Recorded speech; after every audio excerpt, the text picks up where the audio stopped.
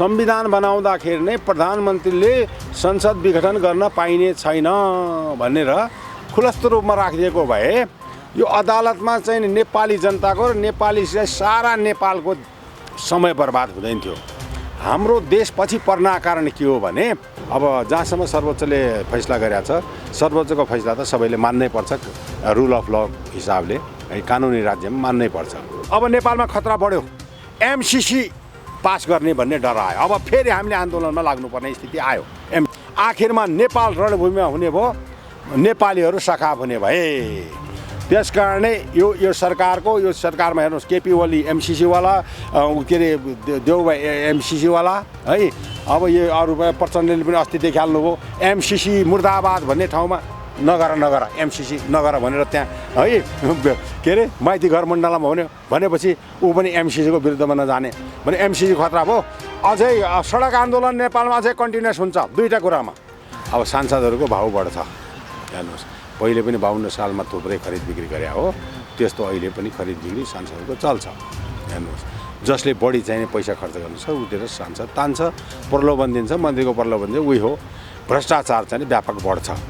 किनभने जबसम्म नेपालीको मेन्टालिटी परिवर्तन हुने छैन, नेतादेखि जनतासम्मको सम्पूर्ण 3 करोडको मेन्टालिटी मस्ट बी चेन्ज हुनै पर्छ। काङ्ग्रेसले प्रधानमन्त्री मलाई दिनुहोस् भनेर माग्छ, अन्तिममा दुईटै पक्षले चाहिँ नि दुईटैको पुग्दैन। काङ्ग्रेसको अब किङ मेकर रोल हुन्छ है अहिलेकोमा। कृषिसँग त लिसो टाँसिए जस्तै टाँसिएर बस्छन्। चाहे नेपालका चाहिँ टाउके नेताहरू जोसुकै भए पनि उनीहरूले कुर्सी भनेपछि यिनीहरूलाई निद्रा लाग्दैन।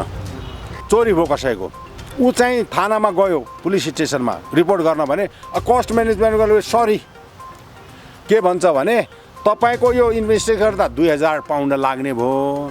2000 पाउन्ड सरकारी खर्च गरेर तपाईँको 200 पाउन्ड रिकभर गर्न अथवा 10 पाउन्ड रिकभर गर्न यो मनासिब भएन है। त्यसकारण यसमा तपाईँको केसमा चाहिने यदि उसले जाँदैन, त्यस्तो गर्छ।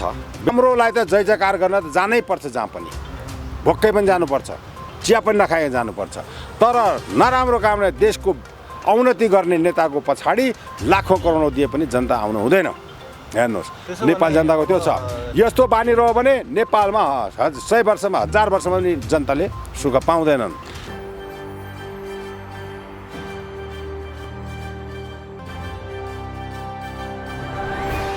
दर्शक नमस्कार अनि हार्दिक स्वागत छ गोर्खा लाइभ टिभीमा। म दीपक गुरुङ भने फेरि पनि हामी एकदमै एक्सक्लुसिभ इन्टरभ्यूको साथमा तपाईँहरूमा आज उपस्थित छौँ र विशेष गरी अहिले प्रतिनिधि सभा पुनःस्थापना भएको छ।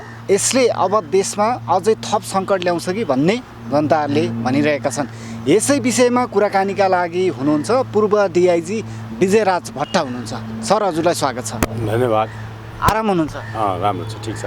जुन अहिले प्रतिनिधि सभा विघटन गरेको केही समयमै अहिले पुनःस्थापना भएको छ, यसमा चाहिँ ठ्याक्कै भनिदिनुहोस्, विदेशीको कुनै बाहिरी चलखेलको कारण यो भएको हो कि यो भित्रैबाट चाहिँ भएको, यो अलिकति बताइदिनुहोस् तपाईँले।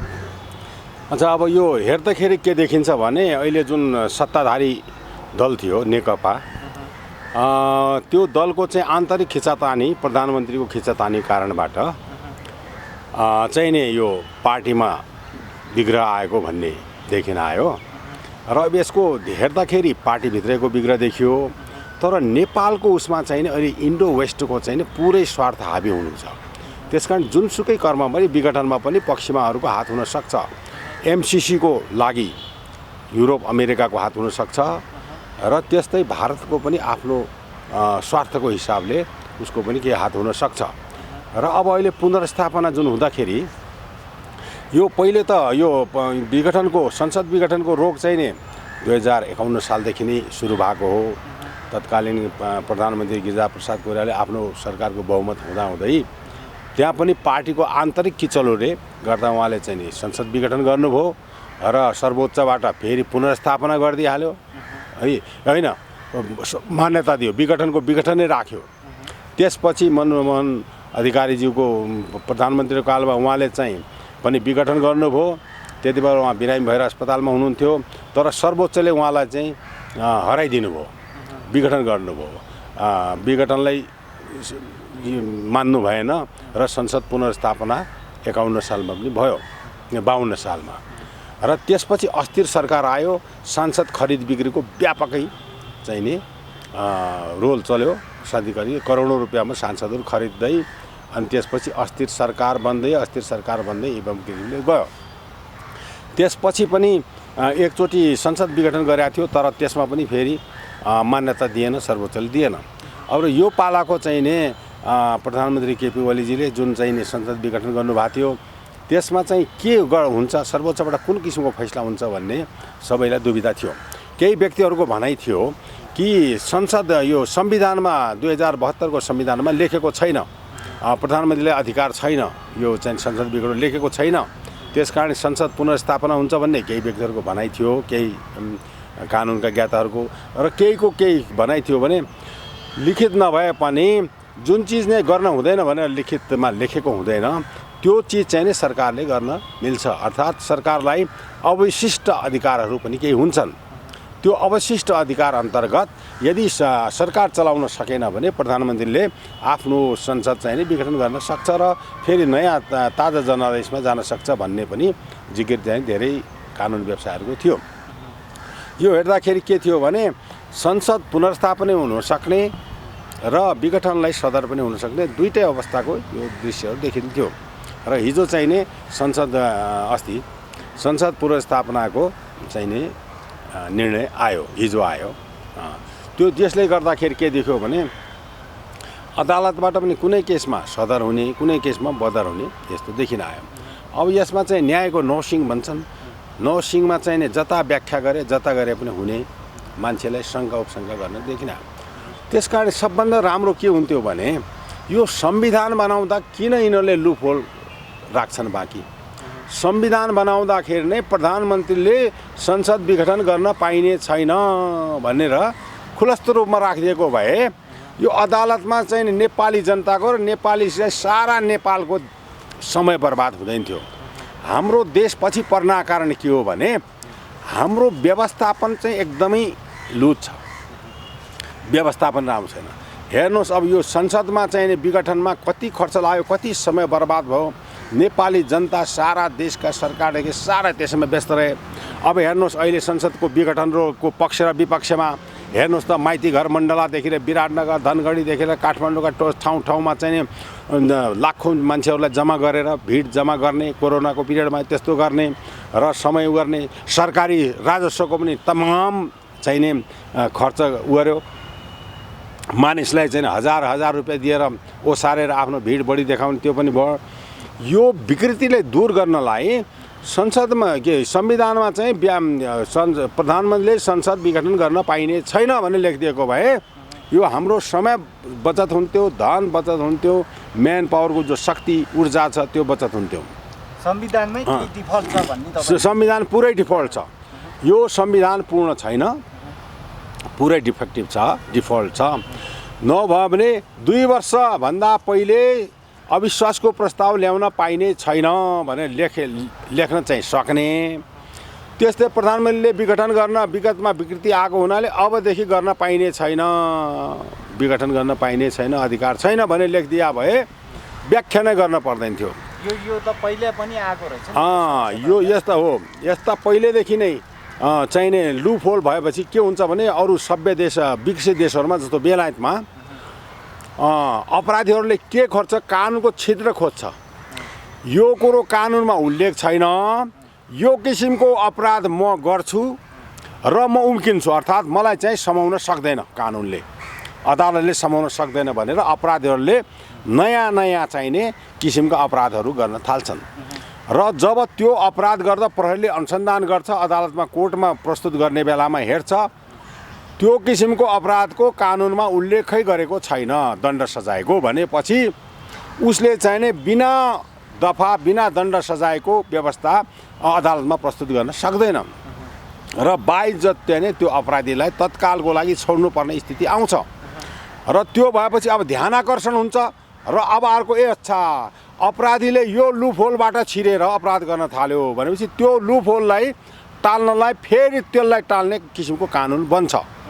अर्थात् एकचोटि हन्डर खाएपछि त्यो चाहिने त्यसमा चेतना आउँछ भनौँ न बनाउने। हाम्रोमा चाहिँ नि कतिपटक चेत्दैन, कतिपटक कमसेकम कम्तीमा 3 पटक चाहिने 3 अथवा 4 पटक नेपालमा 2047 सालदेखि यता भनौँ न 51 सालदेखि यता कम्तीमा 3 या 4 पटक चाहिँ संशोधन विधेयकको मुद्दा अदालतमा पुगिसक्यो। चौथो पटक हुनसक्छ, यो चाहिँ चौथो पटक हो। 4 पटक हुँदा पनि संविधानमा प्रश्न लेखेन, यो चाहिँ नि गम्भीर त्रुटि हो। र अब संविधानको कुरा आयो, यो संविधान किन यसरी लुफोल भएको, यसमा त गल्ती नै त्रुटि छन्। किन भयो भने नेपाली जनताको राय सल्लाह अनुसारको यो संविधान बनेको होइन नम्बर 1। किन हामीले दिएका जति पनि सुझावहरू थियो ती चाहिँ अहिलेसम्म बोराबा बन्द छन्। जस्तो मैले भनौँ न, मैले पनि सुझाव दिएको थिएँ त्यति बेला प्रकाशमान सिंह है 1 नम्बर क्षेत्रको उहाँ चाहिँ हुनुहुन्थ्यो, उहाँ आउनुभएको थियो विजय मेमोरियल स्कुल दिल्ली बजारमा, त्यहाँ हामीले पनि राय सल्लाह दिएका थियौँ। उहाँले केही कुरा भन्दाखेरि त्यहाँनिर सङ्घीयता, धर्मनिरपेक्ष र गणतन्त्रको विपेक्षमा नारा लगाएको थियो। जति उपस्थित थिए राय सल्लाह दिने सबले त्यो विजय मेमोरियलको स्कुलको हलमा चाहिँ यसको विरुद्धमा जोरसोरले नारा लगाएर प्रकाशमानजीको कान फुट्ने किसिमले गराएको थियो। अर्थात् यो हुनु हुँदैन, सङ्घीयता हुनु हुँदैन, धर्मनिरपेक्ष र यो गणतन्त्र नेपालमा हुनै हुँदैन भने सारा A to Z ले नारा लगाएर यो खारेज गर, हुनै हुँदैन भनेर नारा लगाएको थिए भने जनताको राय अनुसारको पनि भएन नम्बर 1 र विज्ञहरूको पनि राय अनुसारले भएन। किनभने संविधान कसले बनायो भने समानुपातिक सभासदहरूले पनि बनाए। कस्ता ल्याएको थियो भने लुगा सिउने महिलालाई चाहिँ सभासद बनाएको है, त्यो पहिला पनि सधैँ छ। यस, सो लुगा सिउँदै ल्याएको महिलालाई चाहिँ नि टेबल ठटाउन लगाएर संविधान बनाएको। त्यो संविधान त्यसरी कामै नलाग्ने। कानुनविदहरू, संविधानविदहरू कानुनका व्याख्याहरू चाहिँ एकदमै थोरै थिए। यसमा अधिकांश के थिए भने अनपढ गँवार, त्यस्तै ताली बजाउने 4-5 जना नेताहरूले जे भन्यो त्यसमा थपडी बजाइदिने है, टेबल ठटाउने, त्यस्ता बनाएको छ। अर्थात् यो संविधान न जनताले बनाएको हो न सांसदहरूले बनाएको हो। यो कसले बनाएको सुन, न चाहिँ कानुन संविधान विज्ञहरूले बनाउँदै बनाएको होइन। किनभने संविधान सभामा जम्मा 2-4टा कानुन व्यवसायहरू थिए है, वरिष्ठ अधिवक्ताहरू थिए। तिनीहरूको पनि केही रोल थिएन यसमा। 4-5वटा जुन मेन नेताहरू थिए त्योहरू प्लस इन्डो वेस्टको हो। यो संविधानमा भारतको सोनिया गान्धी काङ्ग्रेसको सरकारको पुरै हात छ, ड्राफ्टिङ छ र युरोपियन युनियनको छ यो संविधान। पूर्व डिआई साहब, जुन खालको चाहिँ परिस्थिति आयो, संसद पुनः स्थापना भयो, अब केपी ओलीले चाहिँ देशमा चाहिँ ठुलै परिस्थिति ल्याउँछ, सङ्कटकालसम्म पनि ल्याउन सक्छ भनेर भनेका छन् नि, यो कसरी बुझ्नुहुन्छ तपाईँ? अब त्यस्तो सङ्कटकाल ल्याउने जस्तो छाँटकाँट देखिया छैन। अब 13 दिनभित्र संसद बैठक बसाल्ने भनेको छ। संसद बैठक बसाल्छन्, त्यसपछि चाहिँ नि प्रधानमन्त्रीको लागि खिचातानी हुन्छ। अब उनले वर्तमान प्रधानमन्त्रीले पनि आफूतिर काङ्ग्रेसका सांसदहरू काङ्ग्रेसलाई तान्ने कोसिस गर्छ। अब यो विपक्षी यो प्रचण्ड माधव नेपाल समूहले पनि त्यो काङ्ग्रेसले आफूतिर ल्याउने कोसिस गर्छ र लास्टमा अब काङ्ग्रेसको देख्दाखेरि काङ्ग्रेसको पलडा भारी हुन्छ। काङ्ग्रेसले प्रधानमन्त्री मलाई दिनुहोस् भनेर माग्छ। अन्तिममा दुईटै पक्षले चाहिँ नि दुईटैको पुग्दैन। काङ्ग्रेसको अब किङमेकर रोल हुन्छ है अहिलेकोमा। काङ्ग्रेसले चाहिँ नि लिड गर्ला जस्तो देखिन्छ है एकुलले। अब अर्को कुरो के छ भने उसले पनि धेरै टेकाउन सक्दैन, किनभने अब यो यिनीहरूले काम गर्ने केही होइनन्। देश चाहिँ नि बर्बाद भइसकेको छ। देशको खर्चै धान्न गाह्रो छ। सबभन्दा मुख्य कुरा के छ, खर्च धान्न गाह्रो छ। यो विगतको एउटा अर्थमन्त्री अहिले राजदूत भएर गए, तिनले देशको अर्थतन्त्र चकनाचुरै पारेर गएको छ है। हेर्नुहोस्, उनैको पार्टीको यो भावना, अहिलेको वर्तमान अर्थमन्त्री भावनाले डिस्क्लोज नगरे हो, नभए यस्तो बिहालमा छोडेर गएको छन् कि साधारण खर्चलाई अहिले वर्ल्ड ब्याङ्कबाट लोन लिँदै साधारण खर्च गर्दैछन्। हेर्नुहोस्, विकासको त कुरै नगर्नुहोस्, विकास खर्च त गर्न पैसै छैन। अब यो 13 दिनभित्र ओलीले कस्तो परिस्थिति ल्याउँदा भनेर जनताले भनिरहेको छ। 13 दिनभित्र कुनै त्यस्तो खतरनाक अवस्था आउँला त एउटा सुरक्षाविदको पनि हिसाबले? त्यो खतरनाक अवस्था त त्यो आउला जस्तो देखिन्न। खतरनाक अवस्था देखिन्न। अब यिनीहरूले यो संसदको खरिद बिक्री गर्छन्। खराब अवस्था भनेपछि संसदको खरिद बिक्री गरेमा व्यापकै हुन्छ यिनीहरूको। हेर्नुहोस् कालो धन चाहिँ नि तान्ने हुन्छ। अब सांसदहरूको भाउ बढ्छ। हेर्नुहोस् पहिले पनि 52 सालमा थुप्रै खरिद बिक्री गरे हो, त्यस्तो अहिले पनि खरिद बिक्री सांसदको चल्छ। हेर्नुहोस् जसले बढी चाहिने पैसा खर्च गर्नु छ उतिर सांसद तान्छ, प्रलोभन दिन्छ, मन्त्रीको प्रलोभन दिन्छ, उही हो भ्रष्टाचार चाहिँ व्यापक बढ्छ। किनभने अब यो सांसद हुँदाखेरि नै यिनीहरूले यो सिस्टमै हाम्रो इलेक्सन सिस्टम गलत छ। सांसद हुँदा नै करोडौँ खर्च गर्छ, अनि यहाँ आएर ब्याजसहित नाफासहित गरेर 2-4-1 करोड खर्च गऱ्यो भने 5 करोड जम्मा गर्न खोज्छ। अब यस्तै मौका चाहिँ सांसदहरूले छ। आज सांसदहरूले आफ्नो भाउ राख्छ। अब हेर्नुहोस् भाउ सांसद बिक्री हुन्छन् है। उनले पनि भन्छ अब यो अन्तिम मौका हो, यसपछि म इलेक्टेड हुन सक्दैन होला, त्यस कारण यही मौका 2-4 करोड 5-7 करोड जति आउँछ कुम्ल्याउँ है भनेर। त्यो नेपालमा के भयो भने नेपालको मानसिकता खराब हो। नेपाल पहिले सबभन्दा पहिले नेपाल तबसम्म उभो लाग्ने छैन, तबसम्म नेपालले उन्नति गर्न सक्ने छैन जबसम्म नेपालीको मेन्टालिटी परिवर्तन हुने छैन। नेतादेखि जनतासम्मको सम्पूर्ण 3 करोडको मेन्टालिटी मस्ट बी चेन्ज हुनै पर्छ। नेपालीहरूको मानसिकता राम्रो छैन। के हुन्छ भने मै लाउँ मै खाउँ सुख सहेला मोज मै गरौँ, चाहे जस्तो सुकै दुःख पाउन् जनताहरू भन्ने यो नेताहरूको कुरा छ। जनता पनि अब के भन्छ भने मैले हजारौँलाई भेट्छु, के गर्ने, यस्तै हो नेपालमा, के गर्ने, खत्तम भयो, देश खत्तम पारे भन्छन् है। म भन्छु हो देश खत्तम पारे यस्तै हो भनेर हुन्छ? यो हो तपाईँको जिम्मेवारी।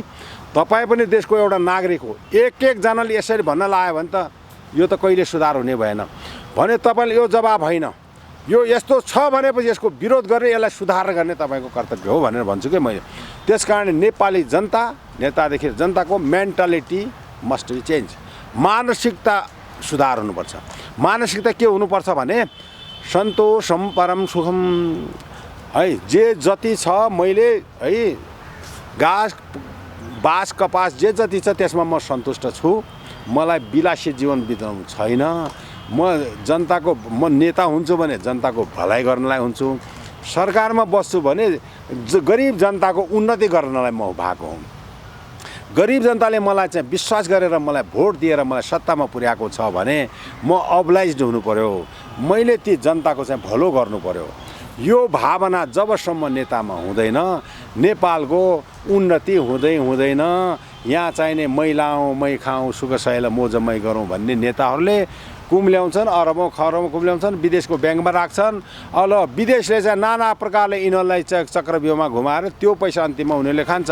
अब अर्को कुरा एउटा सुन्नुहोस्, विगतमा संविधान चेन्ज गर्दाखेरि बिगार्दा हाम्रो देशलाई धर्मनिरपेक्ष बनाउँदाखेरि करोडौँ डलर जुन ल्याए, हेर्नुहोस् न माओवादी आन्दोलनमा जति जनयुद्धमा चाहिँ करोडौँ डलर आयो, यिनीहरूले हरेक धर्मनाशले हरेक कुरालाई गाई काट्नेदेखि लिएर जो करोडौँ अरबौँ डलर लिए, यो पैसा यिनीहरूले विदेशी ब्याङ्कमा राखेको छ।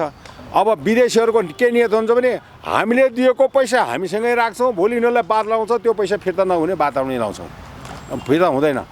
चाउचेस्को अरबौँ खरबौँ डलर भयो, मार्कोसको अरबौँ डलर खाएको छ, सद्दाम हुसेनको खाएको छ, कर्नल कदाफीको खाएको छ, इदी अमिनको खाएको छ, हेर्नुहोस् न बिन लादेनको खाएको छ, खरबौँ खरब डलर खाएको छ। अब पश्चिमाहरू लुटेरै धनी भएका हुन्। हेर्नुहोस् त जब इस्ट इन्डिया कम्पनी यिनीहरूले कोलोनिजमा जब आएन, जब अङ्ग्रेज इन्डियामा आएन, त्यो बेलासम्म बेलायत चाहिँ गरिब मुलुक थियो। इतिहास पढ्नु पऱ्यो पहिले। इन्डिया महाधनी थियो, इन्डिया महाधनी, बेलायत महागरिब। हेर्नुहोस् जब यहाँको चाहिँ उसले गभर्नरले के भनेको छ भने इन्डिया चाहिँ अति विकसित, यहाँका ढोकामा तालचा ढोका लगाएको हुँदैन, चोरै हुँदैन यहाँ इन्डियामा।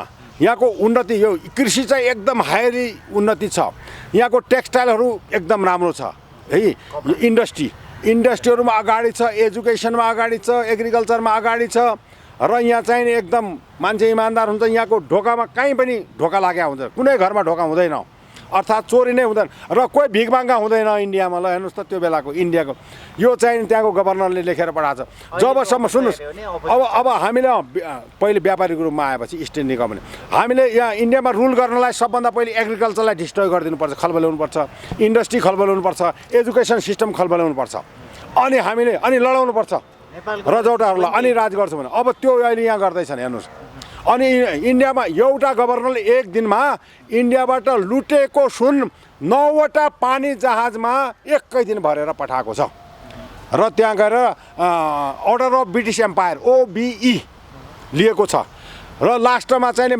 त्यो बेलाको राजाबाट उसले चाहिँ सजाय पनि पाएको छ जेलमा किनभने 9वटा पानी जहाजमा लगेको सुनमा त्यसले पनि बदमासी गरे रहेछ अलिकता र अलिकता त्यसले लुकाएको रहेछ है तोरो त्यो पछि सरकारी थाहा भएपछि सुरुमा त OBE पायो त्यसले अर्डर अफ ब्रिटिस एम्पायर भन्ने भिक्टोरिया क्रस पछिको सेकेन्ड हो तकमा त्यो पायो र पछि चाहिँ के भयो सुरुमा त आहा यस्तो राम्रो गभर्नर भनेर भयो सुरुमा पायो पछि चाहिँ त्यसले चाहिँ सजाय पायो के त्यो बेला जेलमा मर्यो त्यो हेर्नुहोस् है अब भनेपछि अब यिनीहरूले अब त्यो चाहिँ बेलायतहरू यिनीहरू चाहिँ लुटेको झन् हो एसियन इन्डियादेखि लिएर एसियन सबै भनौँ न सिङ्गापुरदेखि लिएर चाइना सबै यो यिनीहरूले कोलोनाइज गरेको थियो नि बर्मा चाइना सबै यो थाइल्यान्ड सबै मलेसिया सबै कोलोनाइज यो सबै ठाउँबाट भएको धन सम्पत्ति सुन हिरा जवाहरात कोहिनुर हिरादेखि लिएर सारा लुटेर बेलायत धनी भए त्यस्तै गरेर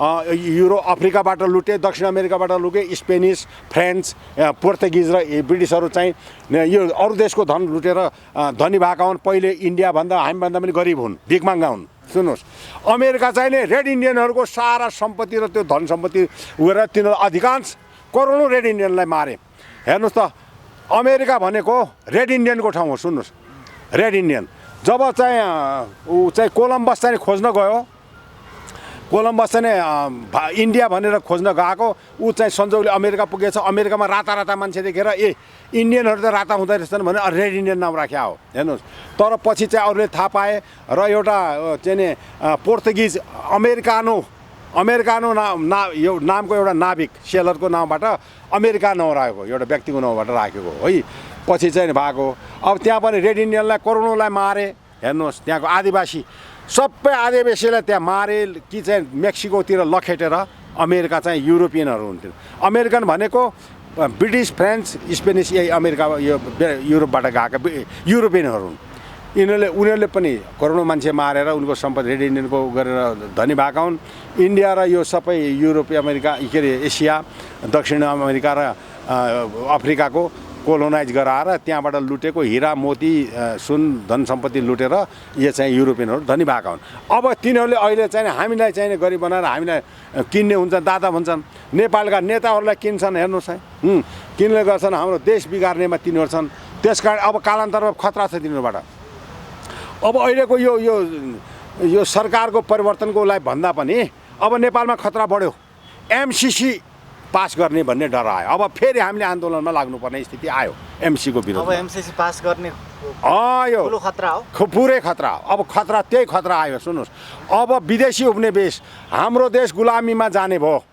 अमेरिका सेना यहाँ आउने भयो अब हेर्नुहोस् चाइनालाई हान्नलाई यहाँ आउने भयो MCC पास गर्ने भए हामी रोक्छौँ अब त्यसपछि चाहिँ नि यहाँबाट चाहिँ नि अमेरिकाले तिब्बतलाई चीनलाई हान्ने भयो चीनले यताबाट मिसाइल हाल्ने भयो आखिरमा नेपाल रणभूमिमा हुने भयो नेपालीहरू सखाप हुने भए त्यस कारणले यो सरकारमा हेर्नुहोस् केपी ओली MCC वाला के अरे देउभाइ MCC वाला है अब यो अरू प्रचण्डले पनि अस्ति देखिहाल्नुभयो MCC मुर्दाबाद भन्ने ठाउँमा नगर MCC नगर भनेर त्यहाँ है के अरे माइती घर मण्डलमा भनेपछि ऊ पनि MCCको विरुद्धमा नजाने भने MCC खतरा भयो अझै सडक आन्दोलन नेपालमा अझै कन्टिन्युस हुन्छ दुईवटा कुरामा यिनीहरू विदेशी हस्तक्षेपको विरुद्धमा हुन्छ राज संस्था ल्याउनलाई हुन्छ हेर्नुहोस् हामीहरू राज संस्था ल्याउनलाई अब आन्दोलनमा सडकमै हुन्छौँ है राज संस्था नल्याएपछि हामी भइदिनौँ अब यिनीहरूको चाहिँ के हुन्छ खिचातानी हुन्छ त्यो हुन्छ अन्तिममा राज संस्था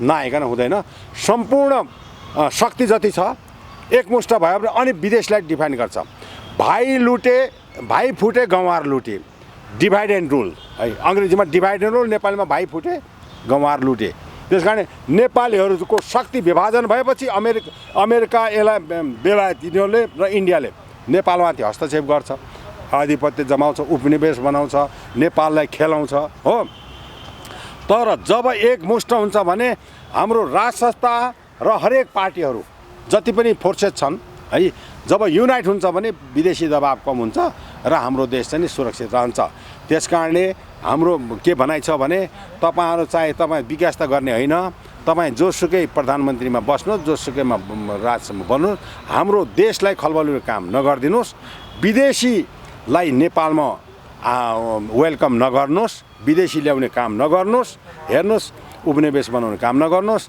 र गरिब जनताको राजस्व विकास निर्माण लगाइदिनुहोस्, त्यसमा भ्रष्टाचारकै सिद्धि नदिनुहोस्। यही चाहिने हाम्रो चाहिने यो वर्तमान राजनीतिकहरूमा आह्वान छ। जुन यो सर्वोच्चको निर्णयप्रति तपाईँको धारणा चाहिँ के रहेको छ? यो जुन निर्णय गर्नुभयो नि पुनर्स्थापनाको, अब जे भए पनि हामी कानुन मान्ने जनता भयौँ, त्यसकारण सर्वोच्च अदालतले जे जस्तो फैसला गरे पनि हामीले मान्नुपर्ने हुन्छ, त्यसमा अन्यथा हामीले लिन सक्दैनौँ। त्यो छ। अब मात्र के भने हो भने कानुनमै व्याख्या भइदिएको भए सर्वोच्चको यति महत्त्वपूर्ण समय खेर जाँदैन थियो, किनभने सर्वोच्चमा विभिन्न धेरै वर्षौँदेखि दशौँदेखिका मुद्दाहरूको चाङ रहेको छ। समय समयमा वकिल के न्यायाधीशहरूको कमी हुन्छ र चाङ धेरै रहेको छ भने अब यो अनावश्यक झमेला चाहिने त्यहाँ चाहिने समय बर्बाद गर्न उचित थिएन के। संविधानमा प्रश्न लेखिदिनु पर्थ्यो, प्रधानमन्त्रीलाई अधिकार छैन भनेर लेखिदिनु पर्थ्यो। त्यो हो।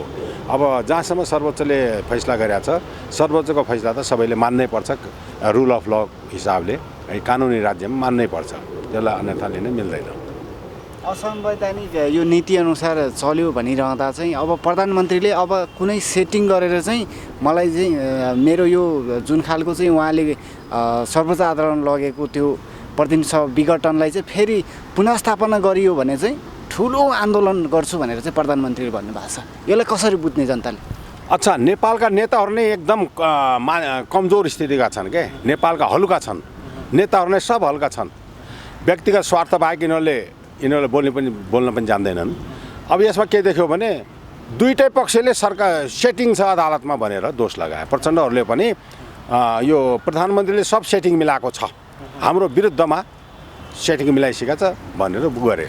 अब प्रधानमन्त्रीले पनि पछि गएर सेटिङको कुरा अस्ति पनि त्यो निकाल्यो भने दुईटै ससङ्गत। वास्तवमा न प्रधानमन्त्रीको सेटिङले काम गर्यो न प्रचण्डहरूको सेटिङले काम गर्यो। अदालतले आफ्नो स्वतन्त्र निष्पक्ष रूपले गर्यो, हेर्दाखेरि निष्पक्ष रूपले गर्यो। व्याख्या गर्ने हो, व्याख्या त गर्यो व्याख्या। तर अब एउटा कुरा के आयो भने अबदेखि चाहिँ नि प्रधानमन्त्रीलाई विशेष अधिकार चाहिँ रहेन। अब एउटा व्याख्याले के देखियो भने अवशिष्ट अधिकार भन्ने हुन्छ, प्रधानमन्त्रीले नलेख्या भने अरू पनि हुन्छ, केही अवशिष्ट अधिकारहरू पनि चाहिँ नि पनि अङ्कुश लाग्यो, एउटा नजिर कायम भयो। प्रधानमन्त्रीले अवशिष्ट अधिकारहरू हुँदैन, अर्थात् संविधानमा लेखे पाएको अधिकार हुनु हुँदैन भन्ने कुराको एउटा नजिर स्थापित भयो। अब जहाँसम्म छ यो संविधान नै अपूर्ण छ। नम्बर 1, यो नेपाली जनताले बनाएको संविधान हुनु होइन, यसमा बहुसङ्ख्यक नेपाली जनता असन्तुष्ट छ।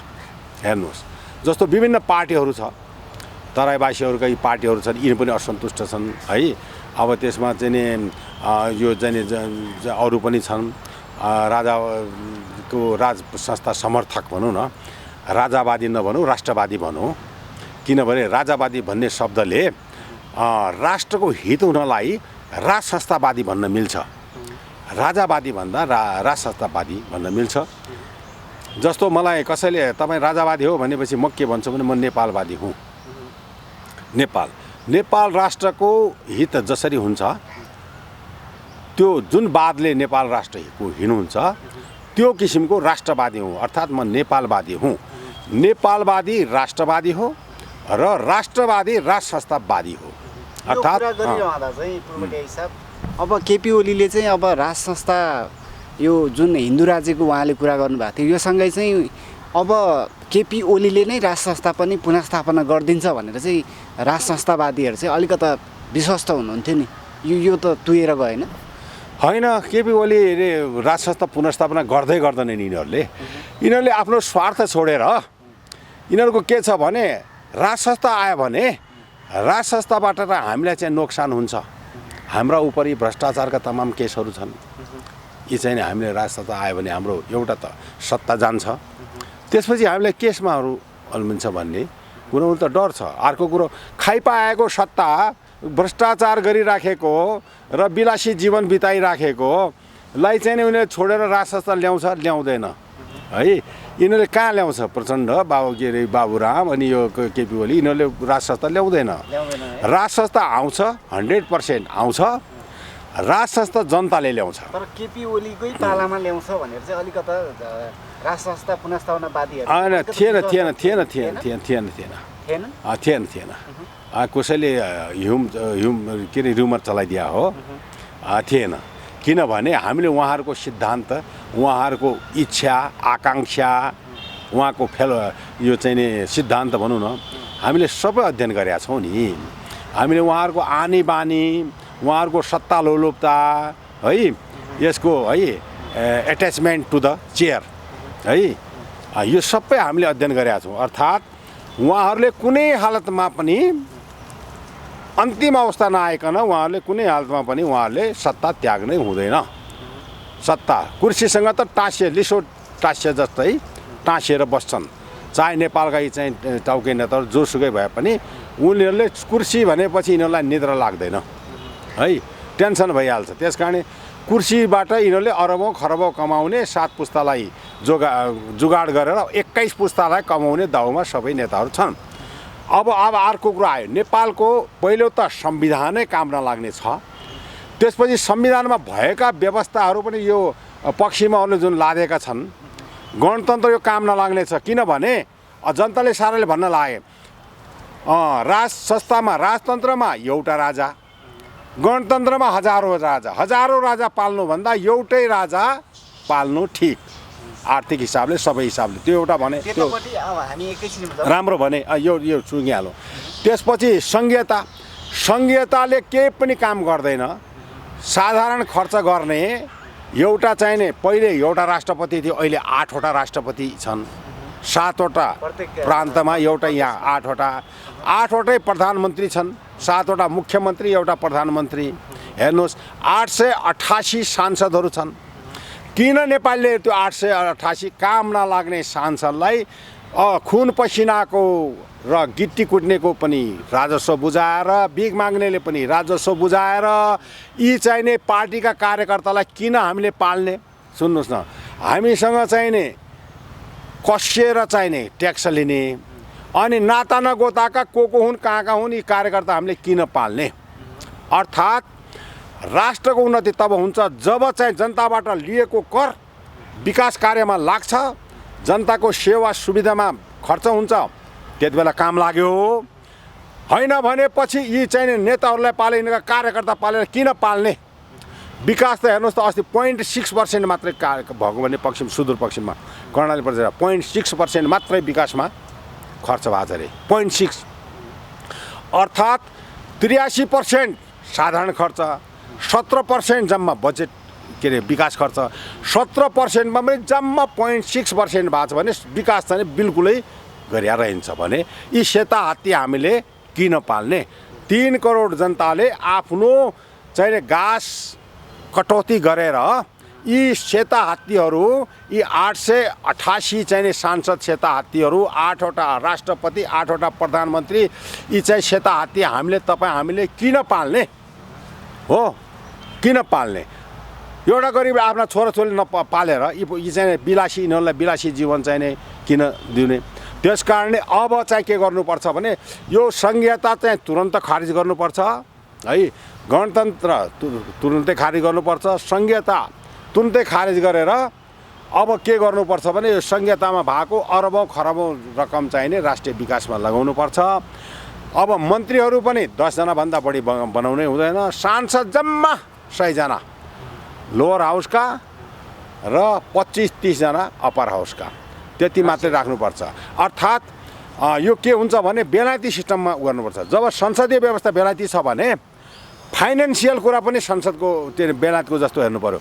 बेलायतमा चाहिँ नि यो टोनी ब्लेयर हो कि जोन ऊ हो है, टोनी ब्लेयर हुँदाखेरि के एकचोटि विदेशमा श्रीमतीलाई लिएर जाने गरेर क्याबिनेटमा प्रपोजल राख्दाखेरि क्याबिनेटले चाहिँ कस्ट म्यानेजमेन्ट खर्च निकाल्छ कति लाग्छ भनेर है, सर्टेन चाहिँ 60-70 हजार पाउन्ड आउने भयो खर्च भनेपछि क्याबिनेटमा के भयो भने ल प्रधानमन्त्रीजी तपाईँ आफ्नो व्यक्तिगत खर्चले लानुहुन्छ भने श्रीमती लैजानुहोस्, सरकारी खर्च 60,000 पाउन्ड चाहिँ खर्च गर्न मिल्दैन राजस्वबाट पनि। ल हेर्नुहोस् त 60,000 पाउन्ड चाहिँ नि बेलायतले खर्च गर्न मानेन। के भने राम्रो कुरो अर्थात् सुन्नुहोस्, फलो गर्नु पर्यो संसदीय व्यवस्था बेलायतको वेस्टमिनिस्टर लाउने। अनि कस्ट म्यानेजमेन्ट उहाँको क्याबिनेटले कस्ट म्यानेजमेन्ट गर्छ, संसदले कस्ट म्यानेजमेन्ट कसरी गर्छ, सरकारी कार्यालयले कस्ट म्यानेज गर्छ, त्यो चाहिँ नमान्ने भएन। र अर्को कुरो बेलायतमा के छ भने सानो केस पर्यो भने त्यसमा पहिले कस्ट म्यानेजमेन्ट गर्छ। अर्थात् सरकारी प्रहरीले यो अनुसन्धान गर्न कति समय लाग्ला र त्यो प्रहरीको चाहिँ खर्च कति आउला भनेर कस्ट म्यानेजमेन्ट। यति 100 अथवा यति $1000 पर्न आउने भयो भने अब सपोज भनौँ न 200 पाउन्ड चोरी भयो कसैको, ऊ चाहिँ थानामा गयो पुलिस स्टेसनमा रिपोर्ट गर्न भने कस्ट म्यानेजमेन्ट गरेर सरी के भन्छ भने तपाईँको यो इन्भेस्टिगेसन गर्दा 2000 पाउन्ड लाग्ने भयो। 2000 पाउन्ड सरकारी खर्च गरेर तपाईँको 200 पाउन्ड रिकभर गर्न अथवा 10 पाउन्ड रिकभर गर्न यो मुनासिब भएन है। त्यस कारण यसमा तपाईँको केसमा चाहिँ नि यति उसले जाँदैन। त्यस्तो गर्छ बेलायतले बिना कस्ट म्यानेजमेन्ट उसले चाहिँ काम गर्दैन। विदेशको के हो भने ट्याक्स पेयरको जुन ट्याक्स हुन्छ त्यसको पूर्ण सदुपयोग गर्ने त्यो हो। भोटरले के गर्छ, ट्याक्स पेयरले हाम्रो चाहिने ट्याक्स पेको किन चाहिने तिमीले जथाभावी गरे भनेर उ गर्छ। त्यस कारणले त्यो देशको राष्ट्रपति प्रधानमन्त्रीले पनि विदेशलाई एड दिँदाखेरि खरबौँ डलर भए पनि 10 लाख 20 लाख दिनलाई पनि डराउँछ, किनभने ट्याक्स पेयरले चाहिने उ गर्छ भनेर है, विरोध गर्छ भनेर त्यो गर्छ भने कस्ट म्यानेजमेन्ट नभइकन हुँदैन। अब नेपालको उन्नति यो हिसाबले 100 वर्षमा पनि के पनि उन्नति हुँदैन। किनभने सुन्नुहोस्, किनभने सरकार बनेर उन्नति हुने हो होइन, उन्नति हुने विकास हुने पैसोले हो। पैसो चाहिने सरकार र यसका उपसरकार स्टेटका सरकार पाल्नमै, यसका सांसद पाल्नमै, स्थानीय सरकार यो तीनवटा सरकार पाल्नमै सकिने भयो। पैसा बाँकी रहेन भने रेल ल्याउने, पानी जाने, त्यसै हावामा ल्याउने त मिलेन नि। सबभन्दा पहिले पैसो चाहियो, पैसो भएपछि सबै चिज आयो। न प्रधानमन्त्रीले ल्याउनु पर्यो न मुख्यमन्त्रीले। पैसो भएपछि सबै आयो। पैसा नै छैन भनेपछि यिनीहरूले गफ गर्ने बाहेक केही गर्ने होइनन्। 100 वर्षमा पनि यिनीहरूले विकास गर्दैन। अर्को थोरै भएको पैसा पनि यिनीहरूले खाइसिद्ध्याउँछ, ठेकदारलाई खुवाउँछ, आफूले पनि कमिसन खाएर विदेशका ब्याङ्कहरू बन्द गर्छ। त्यस कारण अब मात्र सुन्नुहोस्, एउटा राजा हेड अफ द स्टेट, एउटा डाइरेक्ट इलेक्टेड प्रधान मिनिस्टर प्राइम मिनिस्टर, 10 वटा मन्त्री, 100 वटा सांसद, 25 वटा अप्पर हाउसको सांसद, त्यति मात्रै राख्नुपर्छ। र त्यसपछि चाहिँ के गर्नुहुन्छ, अनि चाहिँ के हुन्छ, जो रकम बचत हुन्छ, बजेट बचत हुन्छ, त्यो चाहिने इमान्दारीपूर्वक चाहिने विकास निर्माण लाउनुपर्छ। र अख्तियारलाई चाहिँ एकदम कडाइको साथमा चाहे जोसुकै होस् त्यसलाई समातेर जेल हाल्ने। दक्षिण कोरियामा राष्ट्रपतिलाई जेल हाले जस्तो है, हेर्नुहोस् राष्ट्रपतिलाई जेल हाल्यो। पाकिस्तानमा हाम्रो सार्क कन्ट्रीकै पाकिस्तानमा अहिले प्रधानमन्त्री जेलमा छन् है, इत्यादि छन्। त्यस कारणले त्यस्तालाई चाहिँ जेलमा हाल्ने बन्दोबस्त गर्नुपर्छ। यहाँ चाहिँ सत्तामा बस्यो भनेपछि त्यो चाहिँ जथाभावी गर्न अरबौँ खरबौँ जम्मा गर्नु हुँदैन। फेरि नेपाली जनताले पनि के गर्नु पर्यो, नेपाली जनतालाई अब नराम्रो भन्नु त मिलेन, साह्रै सोझा है, म शब्द त राम्रो चयन गर्छु, साह्रै सोझा र के भन्ने अज्ञानी जनता भए नेपाली जनता राम्रो भएनन्, अज्ञानी भए। किन भनेपछि राम्रो र नराम्रो त जसले पनि छुट्याउँछ नि।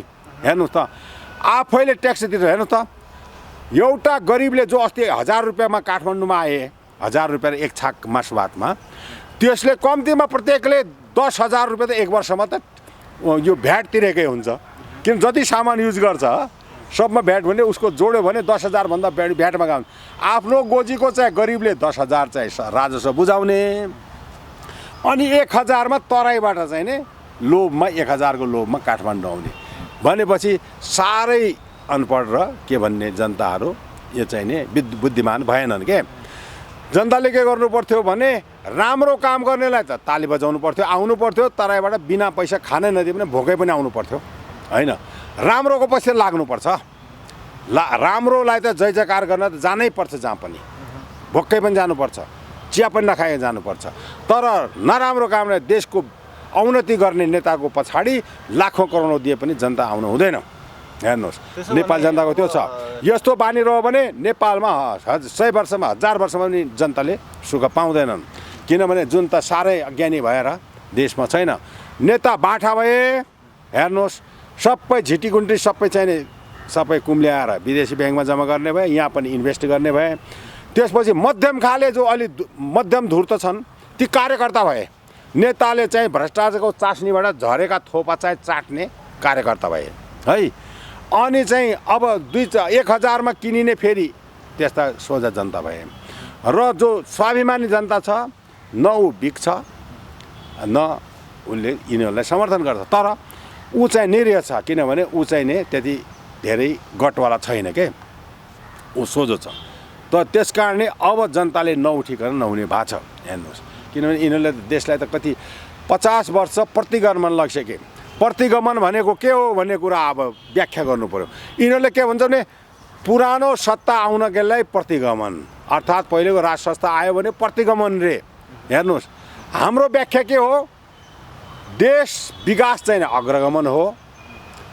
देशको पछाडि फर्किनु, अवनति हुनु, ओह्रालो लाग्नु, विकास नहुनु प्रतिगमन हो। प्रतिगमन भनेको पछाडि फर्किनु। हेर्नुहोस् अब यो नेपाल त यिनीहरूले 30 वर्षमा त 50 वर्ष पछाडि फर्काइसके। हेर्नुहोस् 50 वर्ष अगाडि जुन नेपालमा विकास थियो त्यो दाँजो पनि यिनीहरूले राखेन। हेर्नुहोस् त 40औँ यिनीहरूले चाहिँ राजा महेन्द्रले, हेर्नुहोस् आज राजा महेन्द्र भनेको आजभन्दा ठिक 56 वर्ष अगाडि निर्माण गरेका, 56 वर्ष पछाडि धकेलेछ। ती राजा महेन्द्रले बनाएका हेर्नुहोस् त यी चाहिँ राजमार्गहरू हुन्। राजा महेन्द्रले बनाएका 40औँ चाहिँ नि उद्योगहरू बेचेर खाए है। अब भनेपछि त्यसपछि आफूले यिनीहरूले केही पनि गरेनन्। अब यिनीहरूले कुन गरे?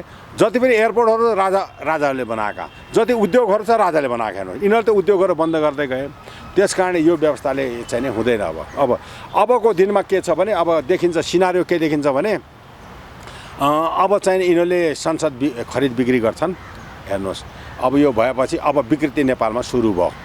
अब संसद खरिद बिक्री गर्ने, प्रधानमन्त्रीको लागि मोलमोलाई गर्ने, प्रधानमन्त्रीलाई खिचातानी गर्ने। हेर्नुहोस् केही समय चाहिँ अब नाटक चाहिँ नेपालमा चल्छ। अब राजनीतिक नाटक सुरु हुन्छ। लगभग हामी अन्त्यमा छौँ र विशेष गरी अब देशलाई चाहिँ एउटा निकासको आवश्यकता छ। कसरी चाहिँ निकास पाउँला देशले? र तपाईँको अन्त्यमा चाहिँ तपाईँको सुझाव के छ अन्त्यमा सम्पूर्ण देशवासीलाई चाहिँ? मैले अघि पनि भने निकास चाहिँ नेपालले पाउनै पर्छ। विदेशीको खेला धेरै भयो। अब चाहिँ नि यी चाहिँ विदेशीका यी चाहिँ खेला भएका यी के हुन् भने विदेशीले चाहिँ आफ्नो अधीनमा राखेका नेताहरूबाट नेपालको हुने छैन। त्यस कारण अघि मैले भने सम्पूर्ण शक्ति जति पनि छन् नेपालका राजा शक्ति र विभिन्न पार्टीका शक्ति एकजुट हुनुपर्छ र डिफेन्ड गर्नुपर्छ। अर्थात् विदेशीले सर्वप्रथम विदेशी शक्तिलाई नेपालमा हस्तक्षेपबाट रोक्नै पर्छ। हेर्नुहोस् त्यसको लागि हामी आफ्नो ज्यान दिएर पनि विदेशी शक्ति रोक्नेमै लाग्छौँ। हामी एमसिसी रोकेरै छोड्छौँ। यी नेताहरूलाई हामी प्रस्ताव गरेरै छोड्छौँ। हेर्नुहोस् हामी चाहिँ कन्टिन्युस 2 वर्ष हुन लाग्यो। अब हामी सडक आन्दोलनमा आएको 2 वर्ष हुन लाग्यो। अझै हामी अन्तिम अवस्थासम्म पनि हामी सडक छोड्दैनौँ। हेर्नुहोस् है हामी राष्ट्र सेवक हो। राष्ट्र बचाउनलाई हामी हरेक चाहिँ नि किमतमा पनि अगाडि बढ्नेछौँ। यही छ। सम्पूर्ण 3 करोड नेपाली जनताले पनि यो कुराहरू यो मेसेज हुन्। खास गरी युवा वर्गले यो गर्नु पर्यो। तपाईँको युवाहरू तपाईँको देश साह्रै सङ्कटमा छ। हेर्नुहोस् कुन सङ्कटमा छ त्यो बताइदिन्छु। विदेशी हस्तक्षेपको सङ्कट, त्यसपछि यहाँ जातीय धार्मिक द्वन्द्व युद्ध गराउने, नेपालको खुन खराबा गराउने, एमसिसी ल्याउन सकेन भने जाति र धर्म लडाउँछन्, काँडामार गराएर उनको प्रभुत्व ल्याउँछन्। त्यसबाट देशलाई बचाउनु युवाहरूको नै अग्रसरता हुनुपर्छ। युवाहरू नै अगाडि सरुन्, नेपाल राष्ट्रलाई बनाउन्। हामी चाहिँ तपाईँहरूलाई समर्थन गर्न, तपाईँहरूलाई चाहिँ मार्गदर्शन गर्न हामी सदैव अगाडि रहन्छौँ। यही भन्छु र सबैमा श्री पशुपतिनाथ भगवान्ले चाहिँ यही चेतना प्रदान गरून् र सबैको भलाइ होस्, सम्पूर्ण नेपालीको कल्याण होस्। ओम नमः शिवाय। हस्, थ्याङ्क यू सो मच। धन्यवाद।